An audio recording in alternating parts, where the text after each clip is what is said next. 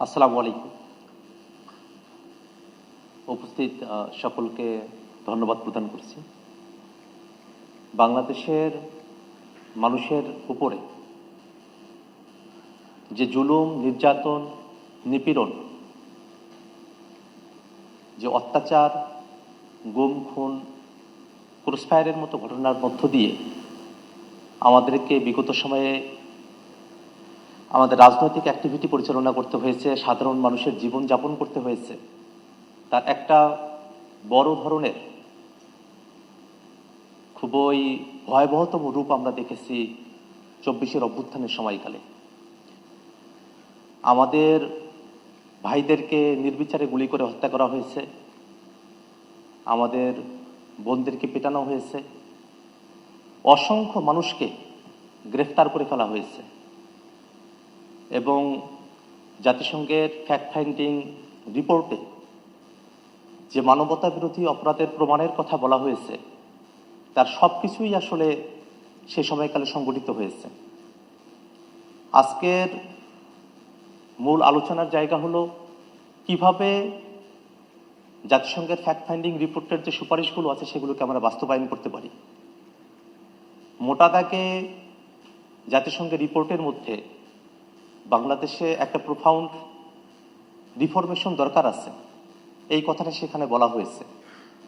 বাংলাদেশের রাষ্ট্র কাঠামো এবং বাংলাদেশের সংবিধান, সেখানে যে সাংবিধানিকভাবে একটা বৈষম্যের জায়গা তৈরি করে ফেলা হয়েছিল সেই জায়গা থেকে বেরিয়ে আসার কথা বলা হয়েছে। আমরাও এই কথাটাকে চূড়ান্তভাবে ধারণ করি এবং মনে করি বাংলাদেশ রাষ্ট্রটি অতীতে যে কাঠামোর মধ্য দিয়ে পরিচালিত হয়েছে সেই কাঠামো থেকে বেরিয়ে এসে নতুন বন্দোবস্তের আলোকে নতুন কাঠামোতে আমাদের দেশটি পরিচালনা হওয়া প্রয়োজন। এবং এই কারণেই আমরা আমাদের দলের তরফ থেকে ঐকমত্য কমিশনে সংস্কারের যে প্রস্তাবগুলো আছে সেগুলোর প্রতি আমরা আমাদের সমর্থন ব্যক্ত করেছি। অনেকগুলো জায়গাতেই মৌলিক সংস্কারকে যেন আরও বাস্তবায়নযোগ্য করা যায় সে ব্যাপারে আমরা আমাদের বক্তব্য রেখেছি। এবং আমরা দেখি জাতিসংঘের এই ফ্যাক্ট ফাইন্ডিং রিপোর্টের মধ্যে আমাদের বিচার বিভাগ সেটাকে স্বাধীন করার কথা বলা হয়েছে, যেটা অতীতে আমরা দেখেছি দলীয়ভাবে সেখানে নিয়োগ থেকে শুরু করে নিয়ে যে সরকার ক্ষমতায় ছিল তাদের অনুগত থেকে রায় প্রকাশ করার মতো ঘটনাগুলো সেখানে ঘটেছে। আমরা বাংলাদেশের বিচার বিভাগ স্বাধীন করার ব্যাপারে জাতিসংঘের ফ্যাক্ট ফাইন্ডিং রিপোর্টের যে সুপারিশ সেই সুপারিশকে আমরা সমর্থন করি।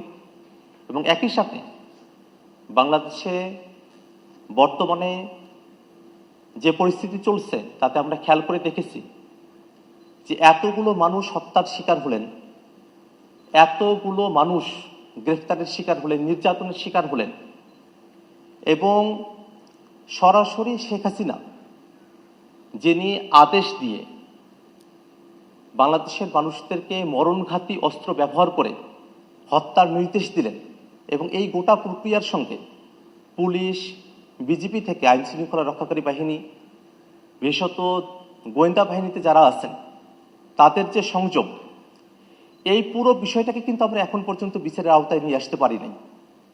বিচার ব্যবস্থার পুরো জায়গার যে কলেবর আওয়ামী লীগ বা তাদের কিছু দোসরকে আমরা এর সঙ্গে যুক্ত করতে পেরেছি, তাতে মোটা দাগে মনে হয় যে এতগুলো মানুষ যারা অপরাধী, এতগুলো হত্যাকাণ্ড সংঘটিত হলো, তার খুব অল্প কিছু মানুষকেই আমরা আসলে বিচারের কাঠামোর মধ্যে আমরা নিয়ে আসতে পেরেছি।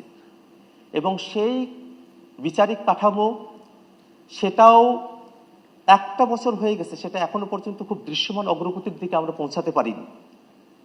এই কারণে আমরা সরকারের কাছে উদাত্ত আহ্বান জানাই, যদি বিচার বিভাগের কলেবরকে আরো বৃদ্ধি করতে হয়, বিচারকে আরো সহজতর করার জন্য, এবং এই বিচার প্রক্রিয়ায় এখনো পর্যন্ত আওয়ামী লীগের যারা এই হত্যাকাণ্ডের সঙ্গে, মানবতা বিরোধী অপরাধের সঙ্গে যুক্ত ছিল তাদের অনেকে হয়তো দেশে বিভিন্ন জায়গায় তারা লুকিয়ে রয়েছেন, তাদেরকে গ্রেফতার করা এবং যারা বিদেশে আছেন তাদেরকে দেশে নিয়ে এসে বিচারের মুখোমুখি করার একটা পদ্ধতি সরকারকে অবশ্যই অনুসন্ধান করতে হবে।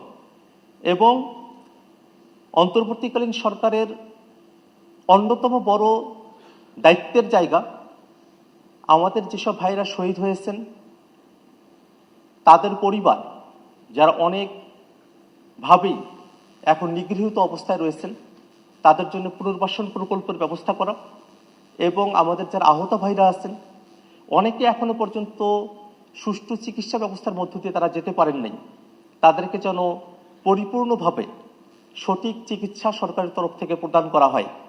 এবং সব থেকে বড় যে বিষয়টা জাতিসংঘের ফ্যাক্ট ফাইন্ডিং রিপোর্টের মধ্যে বলা হয়েছে যে বাংলাদেশের আসলে প্রোফাউন্ড রিফর্ম প্রয়োজন।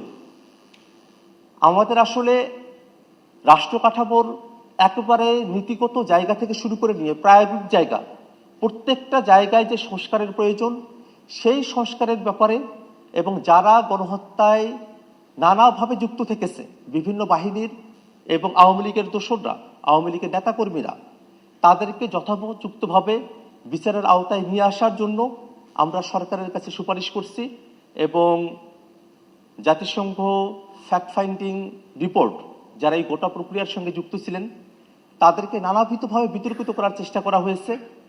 আমরা অতীতেও সেই বিতর্কগুলোকে খণ্ডন করার চেষ্টা করেছি, ফ্যাক্ট ফাইন্ডিং রিপোর্টকেই একটা ট্রায়াল আকারে উপস্থাপন করে সেখানে আওয়ামী লীগের কারো বক্তব্য নেওয়া হলো না হলো সেই প্রসঙ্গগুলো নিয়ে আসা হয়েছে। আমরা বস্তুতই মনে করি যে সেগুলো শুধুমাত্রই বিতর্কিত করবার উদ্দেশ্যেই অযাচিতভাবে সেই তর্কগুলো নিয়ে আসা হয়েছে।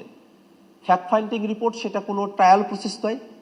এখানে যারা ভুক্তভোগী আমরা যারা রয়েছি, আমাদের দেশের মানুষেরা যারা রয়েছেন তাদের সঙ্গে কথা বলে ফ্যাক্ট ফাইন্ডিং রিপোর্ট যেটা তৈরি করা হয়েছে তার আলোকেই বাংলাদেশ সরকার সঠিকভাবে তদন্তের ব্যবস্থা গ্রহণ করে যারা মানবতা বিরোধী অপরাধের সঙ্গে যুক্ত রয়েছিলেন তাদেরকে বিচারের আওতায় নিয়ে আসবে এবং বাংলাদেশ সামনের দিকে স্বৈরাচারী ফেসিবাদী কাঠামো মুক্ত হয়ে সকলের বাংলাদেশ হয়ে উঠবে এই প্রত্যাশায় আমি আমার কথা শেষ করছি। সকলকে ধন্যবাদ। আসসালামু আলাইকুম।